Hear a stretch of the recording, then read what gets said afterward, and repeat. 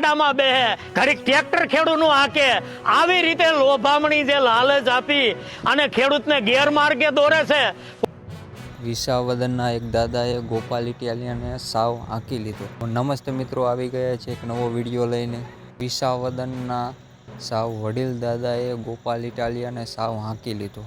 તો જુઓ આ વાયરલ વિડીયો. હાર જીત માણસની થાય એ તો થાય જ, આદિ અનાદિથી હાલ્યું આવે છે.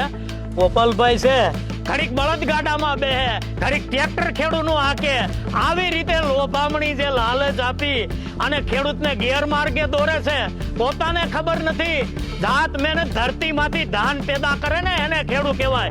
24 કલાક કામ કરો ને તો ખબર પડે, પરસેવો વળે તો.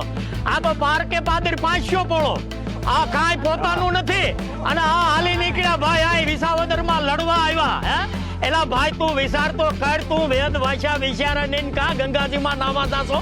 હે ખબર પડે તને? આખો દી કામ કર મારી આરે. મારા 70 વર્ષ થયા, હું ઈશ્વરિયા ગામનો વતની છું. મારું નામ રતિલાલ કાપડિયા છે. તારે જોવું હોય તો આવજે. ઈશ્વરિયા ખેતી કેમ થાય? આ તો ગાડી ડાંડા ગામના પડકારા પટેલના નામે ભાઈ જીક્યા રાખે છે. એ આ નો હાલે મારા ભાઈ. અને સાનમુનો બે અને જે કરતો હોય એ કર.